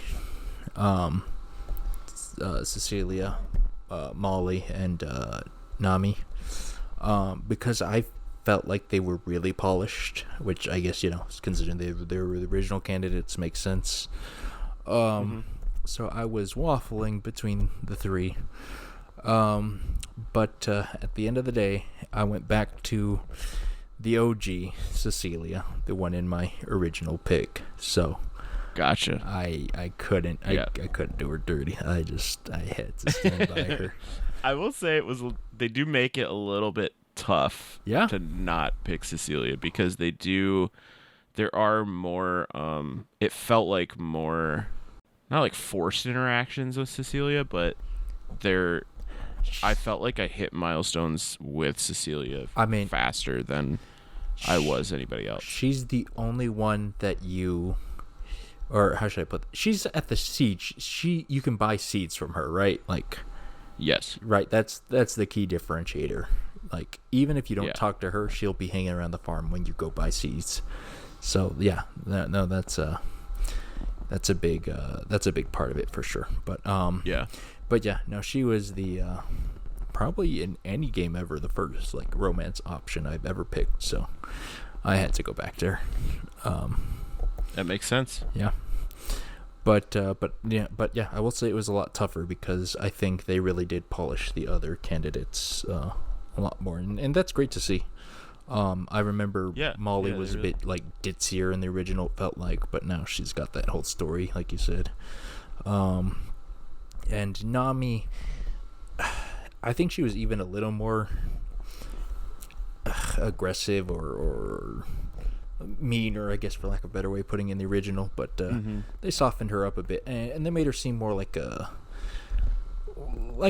not smarty pants, but like she has a good head on her shoulder, right? Like she's a deep thinker, and you can really see that in this one, and I appreciate it. And also, like I said, she has a great new design. Her messy hair and the jacket around the waist. Good calls. Yeah. I do feel like, thinking about it now, that the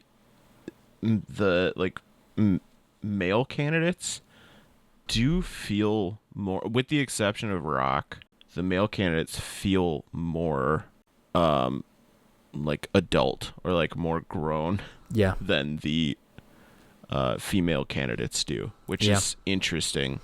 I don't know, I'm sure there's some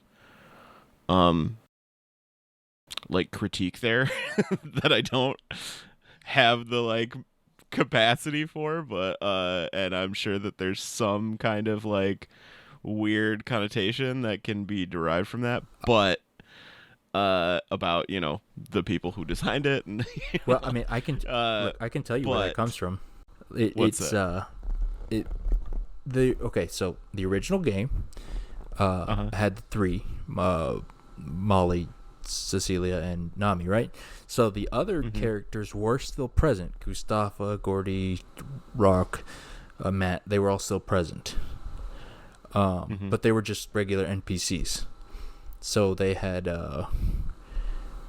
like we talked about, I see. their personalities, because there wasn't same-sex marriage. Yep.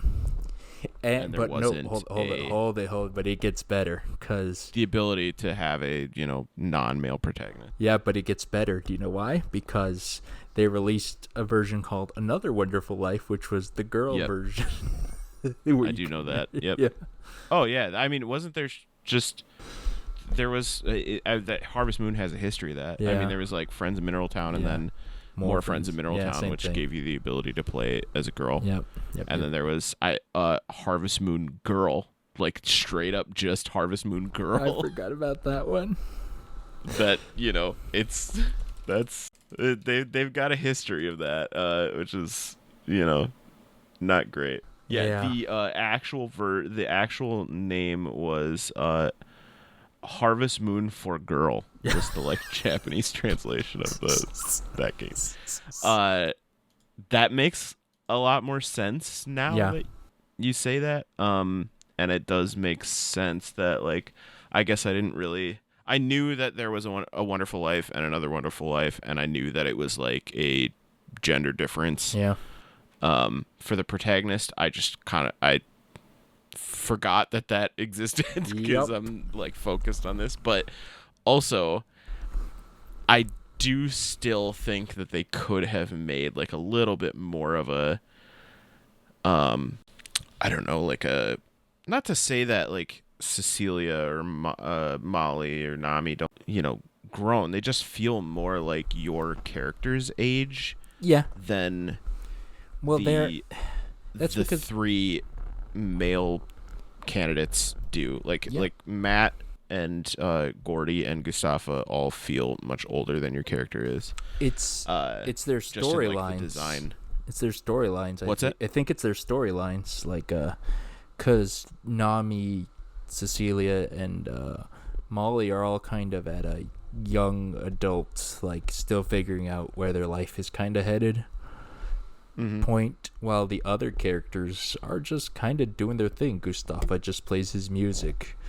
Gordy does his art. Matt is a sourpuss who tired of the farm or whatever.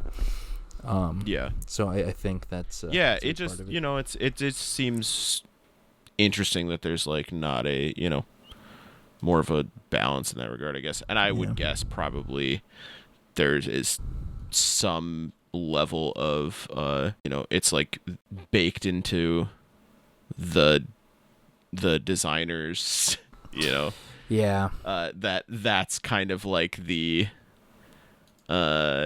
gender differences, like it kind of it feels like that. I don't think it's like a huge like point of contention or anything. It's just an interesting thing to note that like I didn't really think about much, because I do like there are male candidates that I do think are like good designs and like attractive characters. Like they're all, for the most part, aside from Rock, which I feel weird about because he feels so much like a child, like more so than like the other, even the like female candidates do.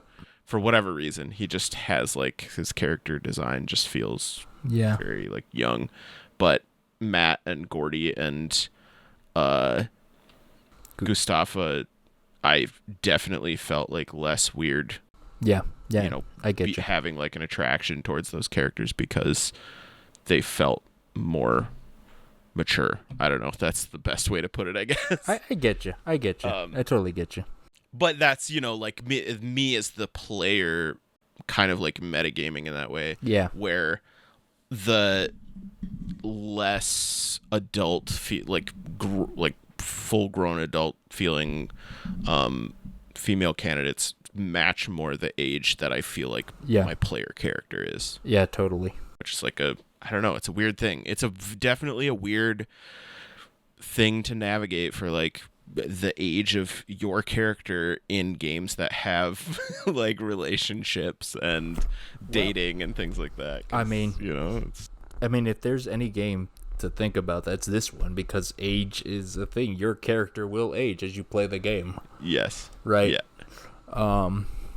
And on that note, I just I guess let's talk about the time skip a little, since you did hit it. I mean, first of all, you have a kid, right? Like that, and again, this is one of the few games that forces you to get married, because if you don't pick someone, the game will automatically hook you up with whoever's like your best, your highest affection or whatever.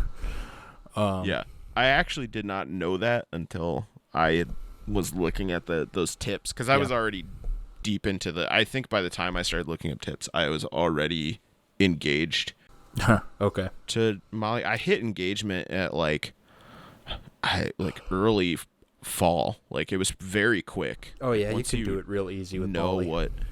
What's that? You can do it real easy with Molly. You just got to give her flowers, so you can. Yeah, it's once you know the things, and like Daryl too. I hit really early, just giving him the like coins from the mine. It seems like they're pretty generous, at least with most characters, with the like friendship levels. Yeah, they are. As long as you like keep up with it. But it's like every NPC, every like character in the cast has multiple things that they like. So you can give them one of those like categories every day. So like you can give them up to like 3 gifts or something, which is kind of it is. But one of the, going back to the time skip thing, one of the interesting things is as you're aging, so is the rest of the town.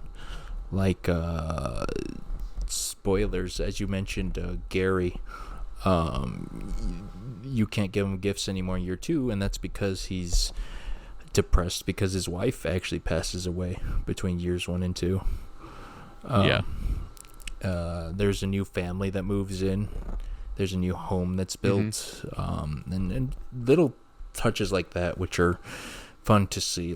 Seeing it makes the town feel more alive, and again gives you a little more depth as you navigate new relationships or how relationships change as people age and things happen.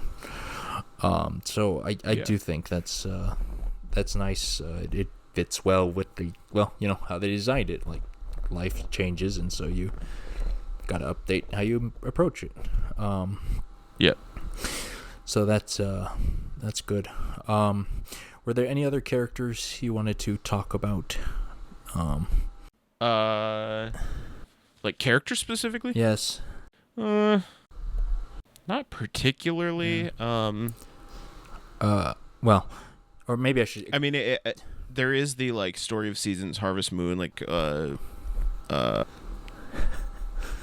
Harvest Goddess. Oh yeah. / Gotta save her.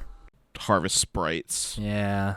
They don't do much in this situation, but it's more limited to. It's not like there's a ton of Harvest Sprites. It's limited to these like 3 main Harvest Sprites that are kind of the like, they're like a little trio. Yeah. And they're fun. They're fun characters. Yeah. I like their designs and stuff. They give you recipes. I remember them very distinctly from the GameCube one too. They didn't have that big a role in the GameCube one either. Surprisingly, this is one where they put the whole Harvest Goddess thing kind of in the background. But they also keep track of like an achievement system now, which is kind of nice. Well, there's one more character I want to talk about, but I think I'll save it for just a minute. Is there anything else you want to add about the game? Because I think we've done a pretty good job talking about it.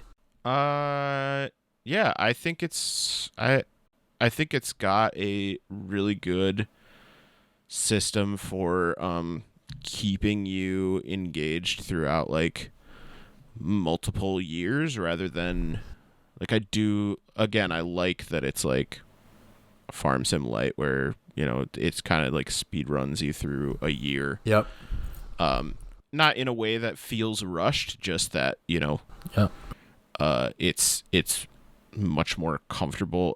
Yes. It does take a little bit of getting used to because there's that kind of managing the crops that there aren't a ton right away. There's not a ton of crops, but you do get access to all of the crops that you can use in year 1 right away in spring. So you can see when you go to get the seeds, it'll say like this grows between, from spring to autumn or whatever.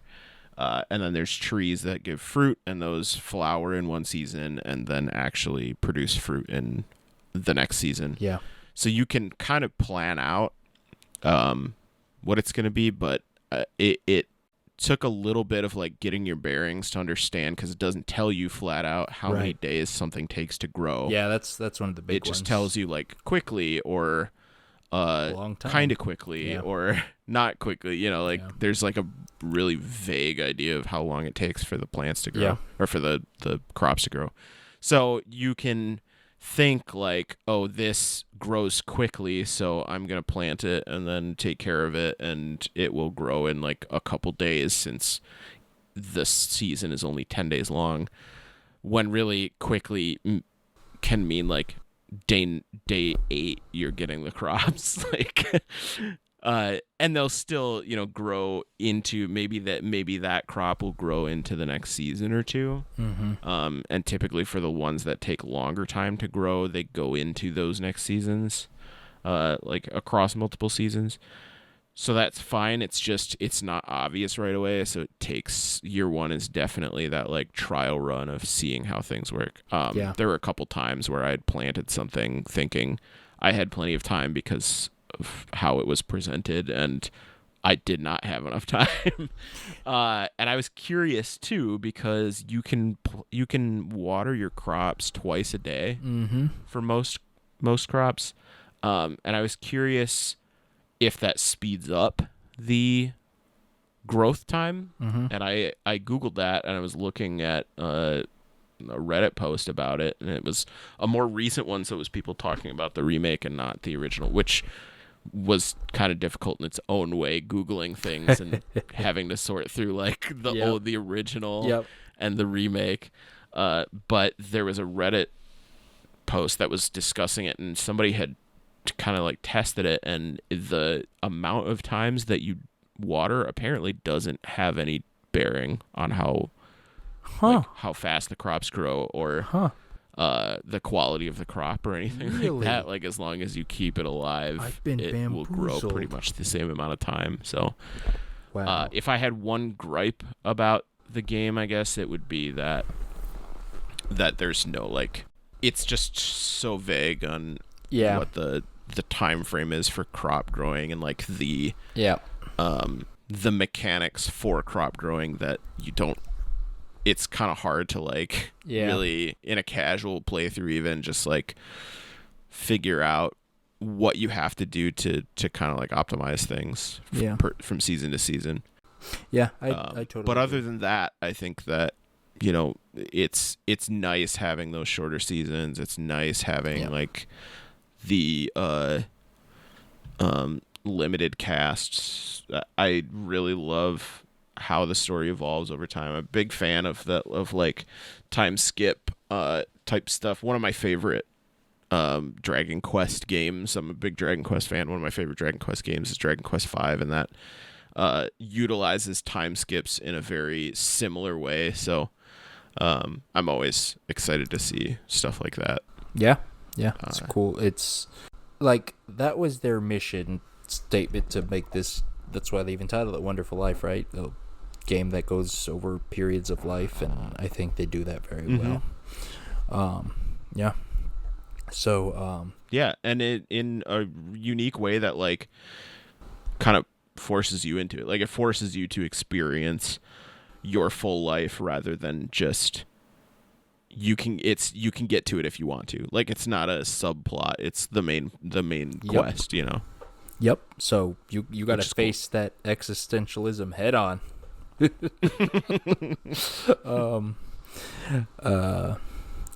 Now there's just two more things I want to say. The first, I think it's important to note, especially for Al, there is no automation. There is no sprinklers. There is no auto collector. You have got to grind those chores out. Sorry, Al. But it's fine. It's not that bad. I think it's, or at least, it's worse in other games. Because like when you upgrade your can, you get through those fields pretty quickly when you upgrade the can. Right, and it's also like you have really limited space for where your crops are. It's not like you can build out this massive farm that's just crops. You are literally like you have the two fields that you can do. Like there's two that you start with. Two smaller ones that you start with, and then the bigger one that you unlock, like you said. So that is like the extent of crops you can grow. Yep. Like it's not like you're building out these huge fields that you need automation for. Yep. Yeah. No. So I'm fine with it. Like I think it shows its age a little there, but I think it still works. And my last point, unless you have anything else to add, Micah. We did not discuss the best part of the game, the show-stealing character, the true marriage candidate we all want, Muku Muku. It's only appearing during tragedy. Only appearing during winter. If you head out to the forest, you will find a large cryptid Yeti-like creature named Muku Muku. I don't know why Muku Muku is there. It's never explained. Everyone seems cool with Muku Muku, except for Daryl, who wants to hunt him, or her, it. I don't know. And Muku Muku's the best. I don't know. Muku Muku's the best. That's all I need to say. I love Muku Muku. Very cute bow. Very cute, like mustache thing. Yep.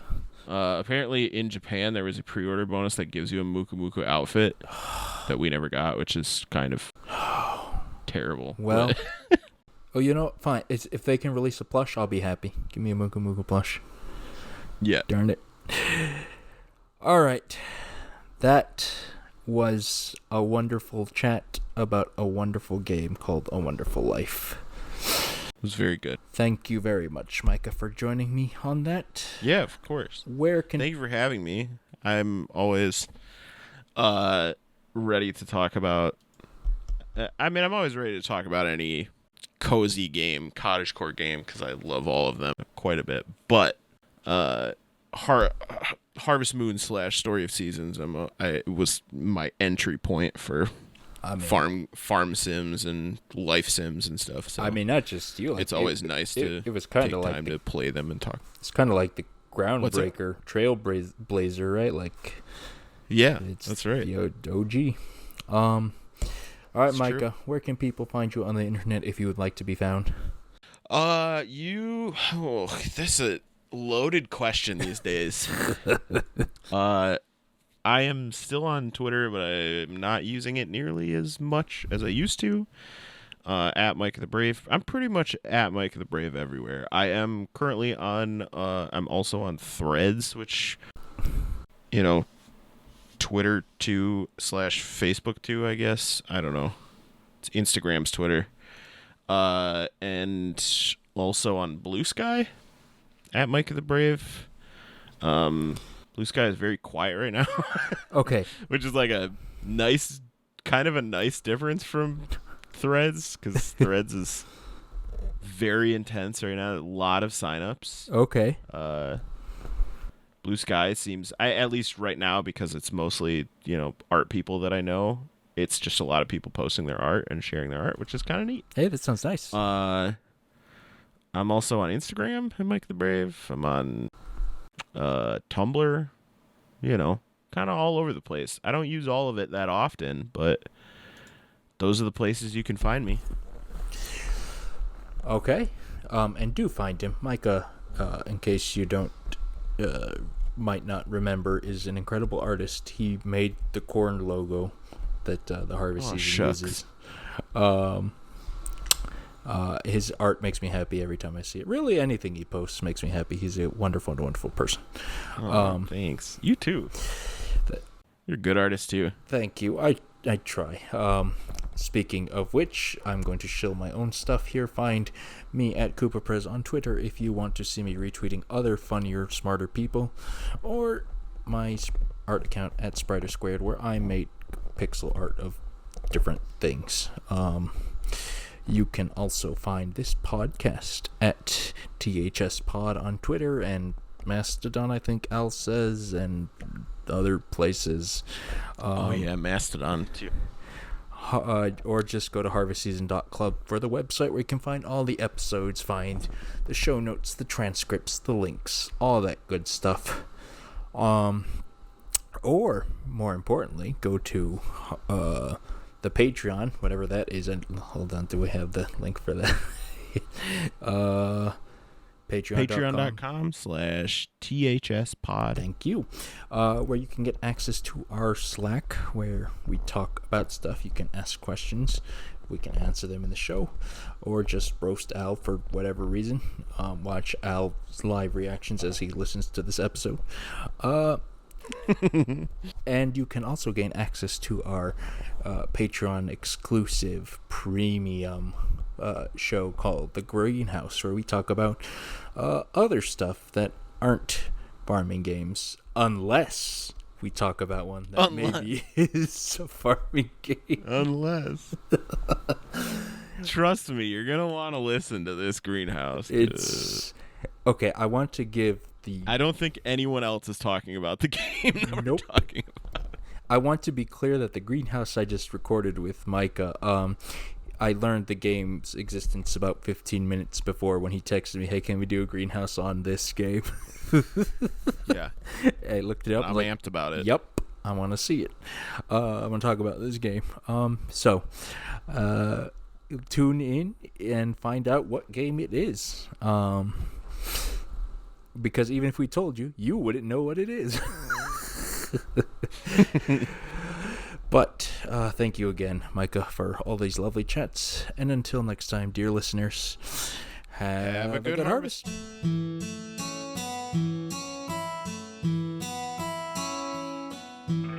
The Harvest Season is created by Al McKinley, with support from our patrons, including our pro farmers, Kevin, Stuart, and Elisa. Our art is done by Micah the Brave, and our music is done by Nick Burgess. Feel free to visit our website, harvestseason.club, for show notes and links to things we discussed in this episode.